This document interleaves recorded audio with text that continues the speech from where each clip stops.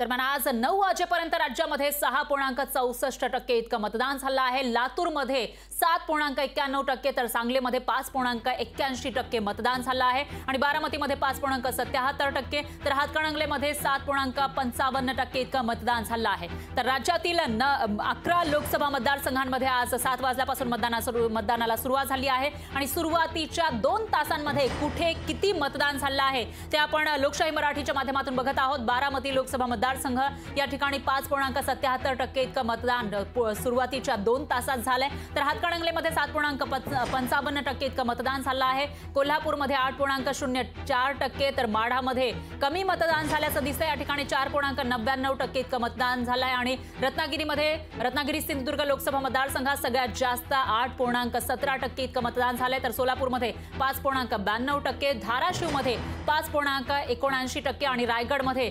6.84% इतकं मतदान झालंय।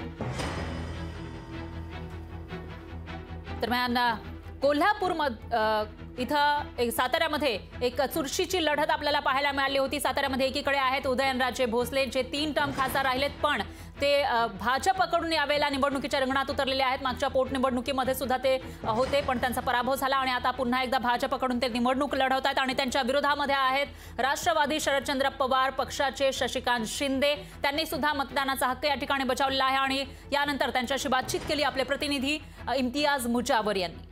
सातारा लोकसभा मतदारसंघात महाविकास आघाडीचे उमेदवार शशिकांत शिंदे आज प्रत्यक्ष मतदान करणार आहेत। कुटुंबांसमेत आज मतदानाला निघालेले आहेत। लोकशाही न्यूजमध्ये आपलं स्वागत आहे। पहिलाच प्रश्न तुम्हाला सांगतो की देवेंद्र फडणवीसांनी साताऱ्यात येऊन तुतारीची पिपाणी वाजवा असं केलेलं आहे। काय होईल? साताऱ्यात पिपाणी वाजेल की तुतारी वाजेल? असं आहे की तुतारी जनतेने वाजवण्याची ठरवलेली आहे। महाराष्ट्रात आणि देशामध्ये काही दिवसांनी ह्यांची पिपाणी होईल असं मला वाटतं। एकंदरीतच आज दिवसभर 15 दिवसापासून गेल्या आपण मतदान पूर्णतः निवडणुकीची प्रक्रिया या प्रचाराचा पूर्ण धुमाकूळ जिल्ह्यात गेलाय। कशा पद्धतीनं जनतेचा प्रतिसाद मिळालेला आहे? आज मतदान आहे, प्रचंड प्रतिसाद होता, विश्वास होता। अगदी गावागावातल्या बैठकीपासून ते अगदी मोठ्या सभेपर्यंत ही सभा आणि प्रचार लोकांनी हातात घेतला होता। उत्स्फूर्त प्रतिसाद होता, सर्व जनतेचा होता, युवकांचा होता, माय भगिनीचा होता। त्यामुळे मला वाटतं की हा निवडणुकीच्या ह्या सर्व पार्श्वभूमीवर चांगल्या प्रकारची साथ चव्हाणसाहेबांच्या असलेल्या भूमीमध्ये निश्चितपणाने परत पूर्वीच्यासारखा इतिहास घडेल असा मला विश्वास आहे। परवा दिवशी देवेंद्र फडणवीसांची सभा साताऱ्यात पार पडली। विरोधकांकडून असं सांगितलं की जी सभा शरद पवारांची पार पडली ती कोपरा सभा होती, आमचीच मोठी सभा पार पडली आणि त्याचा परिणाम हा संपूर्ण सातारा जिल्ह्याच्या निवडणुकीवर होईल आणि आमचाच कमळाचाच उमेदवार निवडून येईल असा विश्वास आणि कॉन्फिडन्स आहे त्यांच्याकडे। असं आहे की शेवटी लोक तुलना करत असतात, कुठे कशी सभा झाली, काय झाली। ज्यावेळेला हृदयापासून आणि बिंबीच्या देठापासून जेव्हा लोक उत्स्फूर्तपणे प्रतिसाद देतात, मग ती कोपऱ्याची असो किंवा मोठी सभा असो, त्यामध्ये महत्त्व असतं। आमच्याकडे आले लोक उत्स्फूर्तपणाने होते, मी त्यांची कशी आली मी बोलणार नाही, पण आपण जेव्हा दोन्ही व्हिडिओ बघाल किंवा तुम्ही केलेले शूट बघाल तेव्हा लोकांचा प्रतिसाद कसा होता तुम्हाला पाहायला मिळेल। हाच फरक आमच्या दोन्ही सभेमधला आहे असं मला वाटतं। पहिल्या दिवसापासून आता निवडणुकीच्या शेवटच्या अगदी मतदानापर्यंत तुतारीची मुतारी होणार असा पहिल्यापासूनचा आरोप होतोय, शेवटपर्यंत अशा पद्धतीचे आरोप झालेले आहेत। त्याला कसल्या पद्धतीवर तुम्ही काउंटर अटॅक केलेला नाही, नेमकं संयम का ठेवला आहे? असं काय निवडणुकीला जाताना आपण आता लोकसभेत जातोय, लोकसभेमध्ये जाताना एक परिपक्व अशा प्रकारचा खासदार असावा असं माझी इच्छा आहे।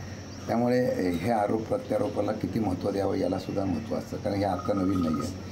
गेल्या 2 वर्षापासून माझ्या अशा प्रकारचे आरोप षडयंत्र सातत्याने चाललेले आहेत, त्याला उत्तर मी दिलेली आहेत। षडयंत्राने लोकांना जिंकता येत नसतं, षडयंत्राने सत्ता घेता येत नसते, हे तुम्हाला येणाऱ्या काळामध्ये देशात राज्यात पाहायला मिळेल। परंतु लोकप्रियतेने लोकांच्या मनामध्ये त्या ठिकाणी जर आपण एक नाव निर्माण केलं तर त्याला लोक साथ देत असतात। आता शेवटी सध्या जे चाललं आहे ते लोकशाही पूरक आहे काय आपण पण सगळं बघतो। त्यामुळे दबाव तंत्राच्या खाली झुकून आपण कुठेतरी स्वतःला सावरून घ्यायचं ते माझ्या रक्तात बसत नाही। त्यामुळे मी सामर्थ्याने समोर जायचा निर्णय घेतला आणि मग कोणी काय आरोप करतायत त्यात प्रत्येक इथे येणाऱ्या काळामध्ये करून नये। शेवटचाच प्रश्न, उदयनराजे भोसलेंनी मतदान केलं आणि आता त्यांनी कॉलर उडवले, निवडून मी चालू आहे, ऑलरेडी सांगून टाकले तुमचा कॉन्फिडन्स काय म्हणतोय? चेहऱ्यावर तुमचा आज वेगळाच आनंद दिसतोय, कॉन्फिडन्स दिसतो. तुमच्या अख्ख्या कुटुंबाच्या चेहऱ्यावर बघितलं तर एक वेगळा कॉन्फिडन्स दिसतोय. तुमचा कॉन्फिडन्स काय म्हणतो? तुम्ही काय कॉलर उडून काय सांगा? नाही, मी कॉलर उडवणार नाही. मी जनतेच्या असलेल्या मतावर विश्वास ठेवतो, लोकांच्या साथीवर विश्वास ठेवतो नाही. लोक ज्या पद्धतीने मला साथ देतील हा विश्वास असल्यामुळे मी कॉलर काय उडवणार नाही. मी एवढंच सांगेल, जनता मला उचलून धरेल आणि निवडणुकीला साथ देईल. लोकशाही मराठी ऐका, पहा, जागरूक रहा.